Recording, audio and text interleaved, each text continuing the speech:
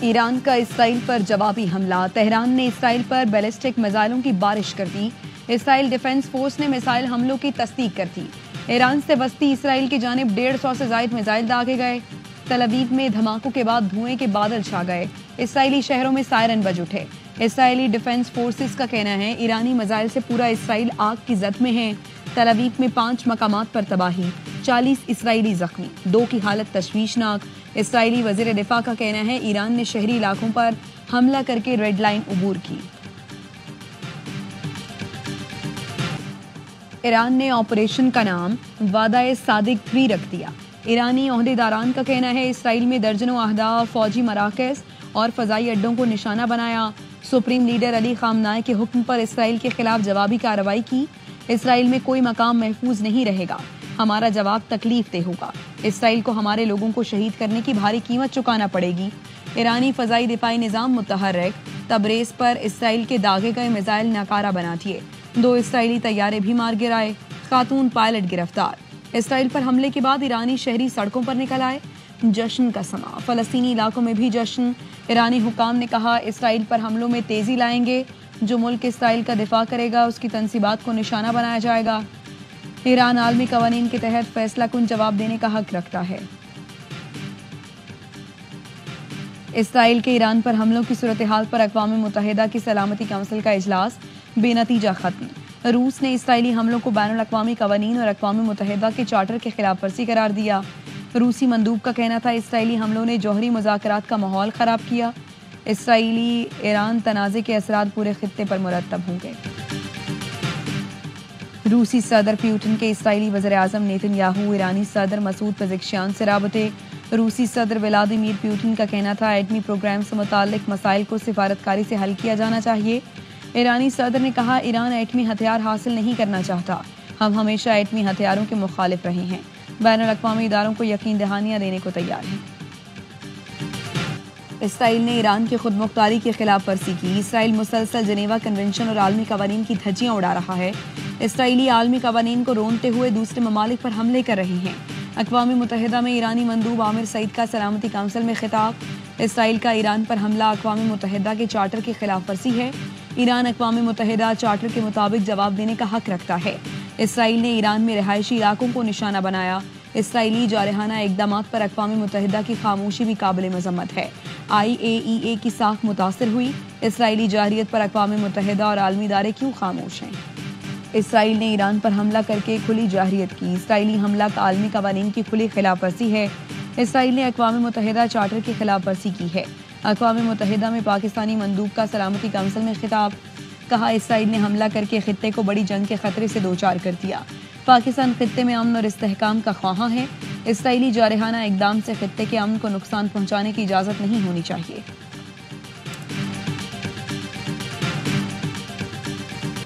اسرائیل کے ایران پر حملوں میں ایرانی آرمی چیف جنرل باقری سمیت 20 اعلیٰ فوجی عہدیدار شہید، 6 ایٹمی سائنسدان بھی جان سے گئے۔ کمانڈر پاسداران انقلاب حسین سلامی، سربراہ ایئر فورس امیر علی حاجی زادہ، سینٹرل ہیڈ کوارٹرز کے کمانڈر غلام علی راشد اور آیت اللہ خامنہئی کے مشیر علی شمخانی بھی شہداء میں شامل۔ فریدون عباسی اور محمد مہدی تہرانچی سمیت 6 جوہری سائنسدانوں نے بھی جام شہادت نوش کیا۔ تہران اور تبریز دھماکوں سے گونج اٹھا، کئی عمارتیں کھنڈر بن گئیں۔ اسرائیلی فوج کے 200 جنگی طیاروں نے ایران میں 100 مقامات کو نشانہ بنایا۔ نتنز سمیت ایران کی اہم جوہری تنصیبات کو نشانہ بنایا گیا۔ نتنز میں جوہری تنصیبات پر کئی حملوں کے بعد تابکاری مواد کا اخراج۔ تبریز میں شاہد فقیری فوجی ہوائی اڈے کو بھی نشانہ بنایا گیا، جہاں لڑاکا طیارے موجود تھے۔ اسرائیل نے شہری آبادی کو بھی نشانہ بنایا۔ تہران میں کثیر المنزلہ عمارت منہدم۔ ایرانی خبر ایجنسی کا کہنا ہے اسرائیلی حملوں میں 70 سے زائد افراد جاں بحق اور 300 سے زائد زخمی ہوئے۔ اس سے پہلے کہ سب ختم ہو جائے ایران ڈیل کر لے، امریکی صدر کی دھمکی۔ صدر ڈونلڈ ٹرمپ نے کہا بہادری کی باتیں کرنے والے سب مارے جا چکے، بار بار ڈیل کا موقع دیا، ایران تباہی روک سکتا ہے، آگے ہونے والے حملے زیادہ ہلاکت خیز ہوں گے۔ اس سے پہلے فاکس نیوز کو انٹرویو میں امریکی صدر نے کہا اسرائیلی منصوبوں کا علم تھا لیکن حملوں میں واشنگٹن ملوث نہیں۔ ایران نے جوابی حملہ کیا تو امریکہ اسرائیل کا دفاع میں مدد کرے گا۔ فرانس اور بھارت بھی اسرائیل کی صف میں کھڑے ہو گئے۔ فرانس نے اسرائیلی حملے حق بجانب قرار دے دیے۔ میکرون نے کہا ایران کے جوہری پروگرام کی مذمت اور اسرائیل کے دفاع کے حق کی تائید کرتے ہیں۔ امریکی ڈیموکریٹ سینئر سائنسدانوں نے سیاستدانوں نے اسرائیل پر ایرانی جوابی حملوں کو تہران کا حق قرار دے دیا۔ صدارتی انتخاب میں نائب صدر کے امیدوار سینیٹر ٹم والز کی اسرائیل اور ٹرمپ پر تنقید، کہا اسرائیلی حملے اور ٹرمپ کا موقف مشرق وسطیٰ کو آگ میں جھونک رہا ہے۔ ٹرمپ انتظامیہ کی ناقص حکمت عملی سے دنیا میں قوت کا توازن بگڑ رہا ہے۔ اب دنیا میں کون اخلاقی اختیار کرے گا کہ مذاکرات کرا سکے؟ ٹرمپ نے امریکہ کو غیر جانبدار کردار ادا کرنے کے قابل نہیں چھوڑا۔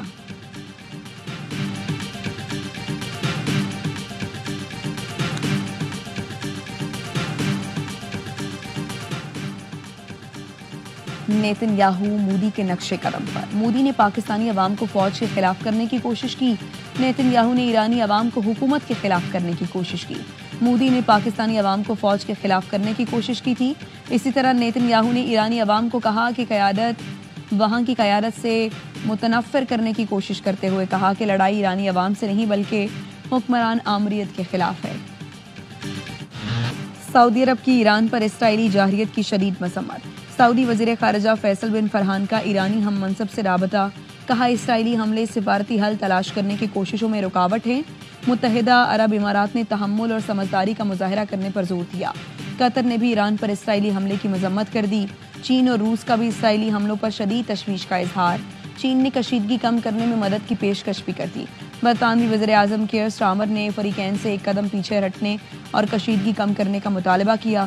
آسٹریلوی وزیر خارجہ نے کہا اسرائیل اور ایران کی بڑھتی ہوئی کشیدگی پریشان کن ہے۔ وزیر خارجہ اسحاق ڈار کا ایرانی ہم منصب عباس اراغچی کو ٹیلی فون، اسرائیلی حملوں میں قیمتی جانوں کے ضیاع پر افسوس کا اظہار۔ اسحاق ڈار نے کہا ایران پر حملہ عالمی قوانین کی خلاف ورزی ہے، پاکستان اسرائیل جارحیت کی شدید مذمت کرتا ہے۔ ترکی کا اسرائیل کو سخت پیغام، وزیر خارجہ نے کہا خطے کو غیر مستحکم کرنے کی کوششیں فوری بند کرو۔ اسرائیلی اقدامات سے مشرق وسطیٰ میں مزید کشیدگی کا خطرہ ہے، تنازع کا حل صرف مذاکرات ہیں جو ٹرمپ دور میں شروع ہوئے۔ صدر آصف زرداری اور وزیر اعظم شہباز شریف کی ایران پر اسرائیلی حملوں کی مذمت، حملے میں جانی نقصان پر افسوس کا اظہار۔ صدر آصف زرداری نے کہا اسرائیلی حملے ایران کی خود مختاری اور علاقائی سالمیت کی کھلی خلاف ورزی ہیں، عالمی برادری صورتحال مزید بگڑنے سے روکنے کے لیے فوری کارروائی کرے۔ وزیر اعظم شہباز شریف نے کہا یہ عمل سنگین، غیر ذمہ دارانہ اور انتہائی تشویشناک ہے، کشیدگی سے علاقائی اور عالمی امن کو نقصان پہنچ سکتا ہے۔ چیئرمین پیپلز پارٹی بلاول بھٹو نے اسرائیلی حملے کی مذمت کر دی، کہا مشکل کی گھڑی میں ایرانی عوام کے ساتھ ہیں، بین الاقوامی قانون کی پاسداری کرائی جائے تاکہ جارحیت تنازعات پر امن غالب آ سکے۔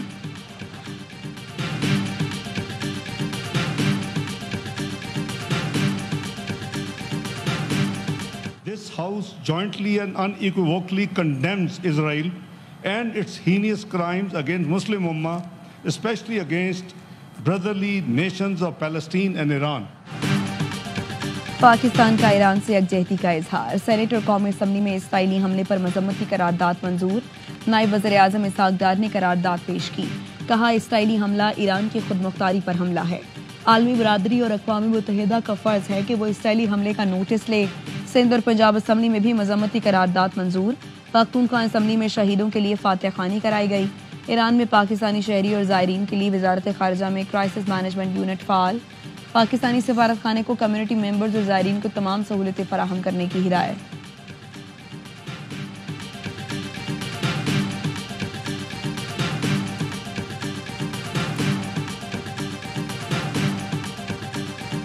بہت افسوسناک ہے آج کل کے زمانے میں ہمیں اس سے بڑی غلطی اور ہو نہیں سکتی اسرائیل کہ اس طرح سے حملہ کر دی ہے، بہت غلطی۔ نواز شریف کی ایران پر اسرائیلی حملے کی مذمت، لندن میں ایاوائے سے گفتگو میں کہا آج کے زمانے میں اسرائیل کی اس سے بڑی غلطی نہیں ہو سکتی، ایران کی خود مختاری کی خلاف ورزی قابل قبول نہیں۔ Chairman P T I barrister Gohar, مولانا فضل الرحمان، حافظ نعیم الرحمان اور چیئرمین اسلامی نظریاتی کونسل ڈاکٹر راغب حسین نعیمی کی ایران پر حملے کی مذمت۔ بھارت نے دوبارہ حماقت کی تو ہمارا جواب پہلے سے زیادہ شدید ہوگا، بھارت نے پانی روکا تو پاکستان کا رد عمل یقینی ہوگا۔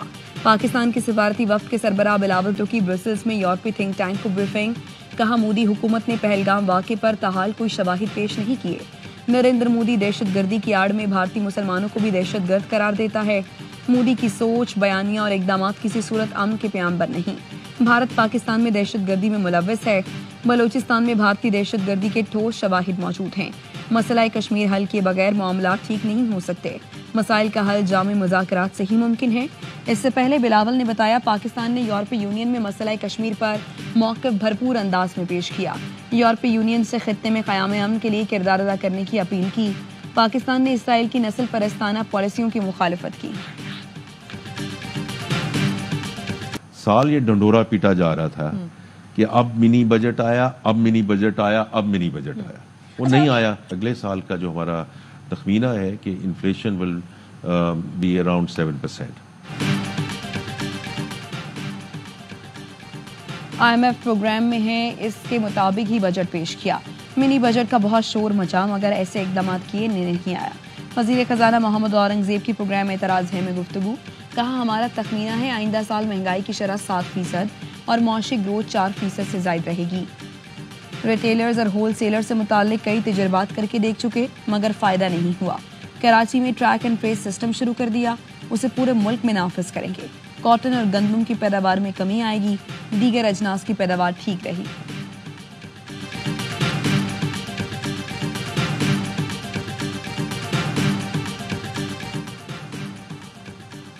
نان فائلر کے لیے بینک سے ٹیکس فری رقم نکلوانے کی حد بڑھا دی گئی. قومی اسمبلی کی خزانہ کمیٹی کو فائنانس بل پر ٹیکس حکام کی بریفنگ. نان فائلر ایک دن میں 75,000 روپے نکلوائے گا تو ٹیکس نہیں لیا جائے گا. اس سے زائد رقم پر 8% ٹیکس کٹوتی ہوگی. ملک بھر میں گورنمنٹ سمیت تمام آن لائن کاروبار پر 2% انکم ٹیکس لگا دیا گیا. الیکٹرانکس، الیکٹریکل کاروبار پر انکم ٹیکس کی شرح 5% ہوگی. آن لائن کاروبار کرنے والے انکم ٹیکس کے لیے کسٹمر سے اضافی پیسے نہیں لیں گے.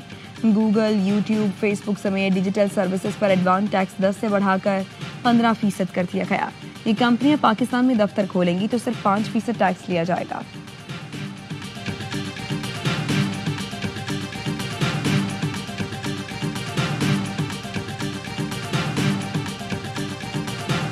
We are proposing an increase of 12% in the ad hoc relief of employees of grade 1 to 16 and an increase of 10% for employees of grade 17 to 22.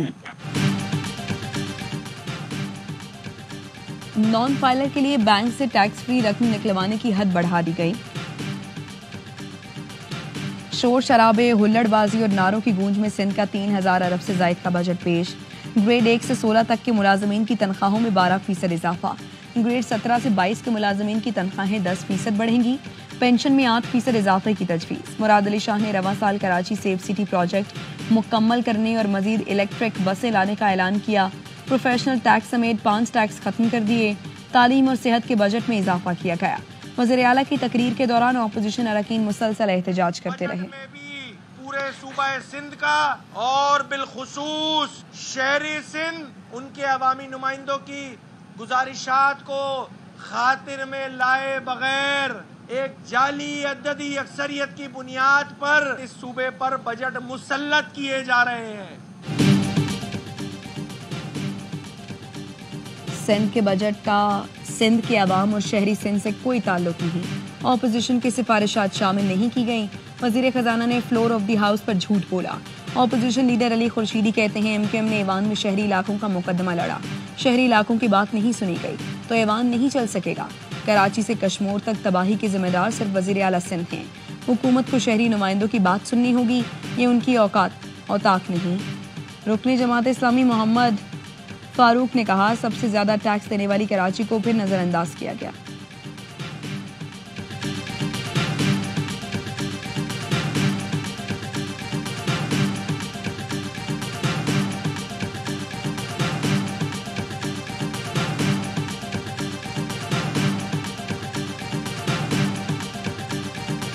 آج کے اجلاس میں متحدہ قومی موومنٹ اور پی ٹی آئی کا گٹھ جوڑ سامنے آیا. پی ٹی آئی اور متحدہ قومی موومنٹ اسمبلی میں اس احتجاج میں ہم آواز تھے. اسمبلی میں MQM اور PTI کا گٹھ جوڑ سامنے آیا. فلور پر جو احتجاج ہوا اس میں سنجیدگی نظر نہیں آئی. MQM کو عوام کی فکر ہوتی تو K4 بجٹ کے وقت احتجاج کرتی. حیدرآباد سکھر موٹر وے جیسے اہم منصوبے کے بجٹ پر کٹ پتلی بنے بیٹھے رہے. نہیں معلوم MQM کا ہارڈ ویئر کہاں سے آیا اور کیوں خراب ہوا. سندھ کے سینئر وزیر شرجیل میمن کہتے ہیں پیپلز پارٹی نے MQM کی طرز سیاست ختم کر دی. کراچی سے بوری بند لاشوں کا خاتمہ کیا.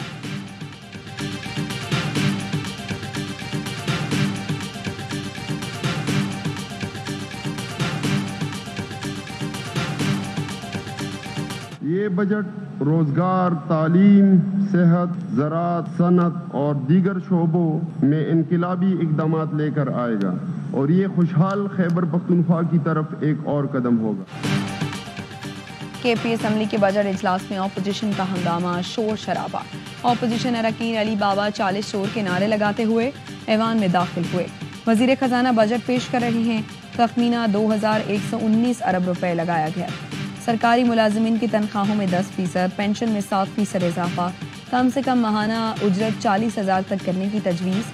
سالانہ ترقیاتی پروگرام کا حجم 547 ارب روپے رکھا گیا. وزیر اعلیٰ علی امین گنڈا پور کہتے ہیں کوئی نیا ٹیکس نہیں لگا رہے.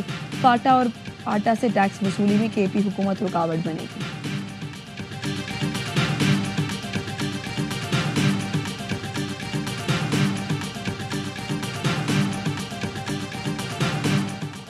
مہنگائی اور پالیسی ریٹ میں نمایاں کمی آئی ہے. زر مبادلہ کے ذخائر مستحکم ہو رہے ہیں.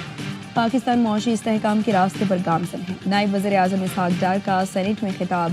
کہا معاشی استحکام کے لیے مشکل فیصلے لینے پڑے. عوام کو سہولت کے لیے بجلی کی قیمتوں میں نمایاں کمی کی گئی.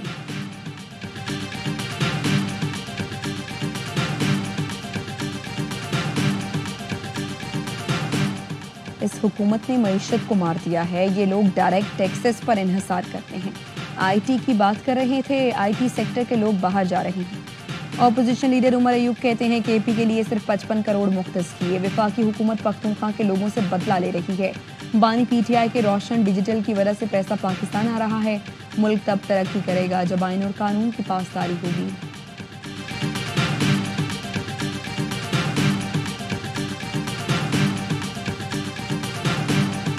میں احترام کرتا ہوں. میرا ان تنخواہوں سے کوئی تعلق نہیں. جو ہوگا گورنمنٹ جو چاہے گی وہی کرے. سر آپ یہ تنخواہ جو ہے وہ ریورس کروا رہے ہیں؟ کرا دیں. آپ کی اسپیکر سے ملاقات ہوگی اس معاملے پہ، ان کو کنوینس کریں گے کہ میں وڈرا کر رہا ہوں تو آپ بھی مہربانی کریں. نہیں میں نے وڈرا کی، میں نے بات کی نہیں، میرا تعلق ہی نہیں. چیئرمین سینیٹ کا اپنی تنخواہ بڑھنے سے لا تعلقی کا اظہار.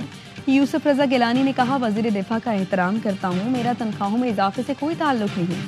یوسف رضا گیلانی سے سوال ہوا کہ آپ تنخواہ میں اضافہ واپس کر رہے ہیں، جس پر انہوں نے کہا تنخواہ واپس کرا دے. اچھی بات ہے، مجھ سے میری تنخواہ میں اضافے سے متعلق کوئی مشاورت نہیں کی گئی.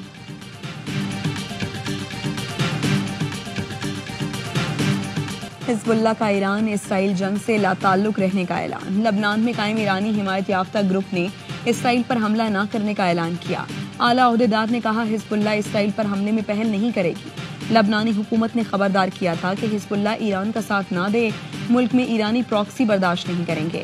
ایران کا ساتھ دیا تو جنگ میں دھکیلنے کی ذمہ دار حزب اللہ ہوگی. اردن نے اسرائیل کے ایران پر فضائی حملوں کے بعد فضائی حدود بند کر دیں. اردن کا کہنا ہے اپنی فضائی حدود میدان جنگ نہیں بننے دیں گے. غاصب اسرائیل کی غزہ پر بمباری، مزید 30 فلسطینیوں کو شہید کر دیا. اسرائیلی فوج کی جبالیہ کے رہائشی علاقے پر بمباری، متعدد مکانات تباہ کر دیے. امریکی شہر لاس اینجلس میں امیگریشن چھاپوں اور فوج کی تعیناتی کے باوجود مظاہرے چھٹے دن بھی جاری. مرکزی علاقے ڈاؤن ٹاؤن میں دوسری رات بھی کرفیو نافذ رہا. واشنگٹن کے شہر اسپوکن میں بھی کرفیو. نیو یارک، شکاگو، آسٹن اور واشنگٹن DC میں لوگ احتجاج کر رہے ہیں. پاکستانی نژاد برطانوی خاتون باکسر کا بڑا اعزاز. ورلڈ باکسنگ چیلنج میں میڈل جیتنے والی پہلی پاکستانی خاتون ایلیٹ باکسر بن گئی. لورا نے فلسطینی حریف نورا کو شکست دی. 57 کلو گرام کیٹیگری کے سیمی فائنل کے لیے کوالیفائی کر لیا. بابر اعظم کا سڈنی سکسرز سے معاہدہ. Star better Big Bash League کے 15ویں سیزن میں سڈنی سکسرز کی نمائندگی کریں گے. بابر اعظم کہتے ہیں سڈنی سکسرز کا حصہ بننے پر فخر محسوس کر رہا ہوں. World class better Steve Smith اور جوش ہیزل وڈ کے ساتھ ڈریسنگ روم شیئر کرنے کے لیے بہت پرجوش ہوں. ورلڈ ٹیسٹ چیمپئن شپ کے فائنل میں جنوبی افریقہ کے پاس تاریخ بنانے کا سنہری موقع. آسٹریلیا کے خلاف کاؤنٹر اٹیک نے ٹائٹل جیتنے کے لیے فیورٹ بنا دیا. 282 رنز کے تعاقب میں پروٹیاز کی زبردست بیٹنگ. تیسرے دن کے اختتام تک 2 وکٹ پر 213 رنز بنا لیے. مارکرم 102 اور کپتان بواما 65 رنز بنا کر ناٹ آؤٹ. جیت کے لیے 69 رنز مزید درکار. 8 وکٹیں باقی. کینگروز دوسرے اننگز میں 207 رنز بنا کر آؤٹ ہوئے. Pakistan hockey team nations cup میں دھاک بٹھانے کو تیار. پرو لیگ میں کوالیفیکیشن کا ہدف لیے قومی ٹیم اتوار کو اپنے مہم کا آغاز کرے گی. پہلے میچ میں میزبان ملیشیا سے جوڑ پڑے گا. کھلاڑیوں نے لگاتار 3 دن پریکٹس سے تیاریوں کو حتمی شکل دی تھی. اور پاکستانی باڈی بلڈر کا بھوٹان میں شاندار کارنامہ. اسامہ سعید نے south Asian body building championship میں گولڈ میڈل جیت لیا. Men's athletic 175 centimetre physics plus میں کامیاب حاصل کی.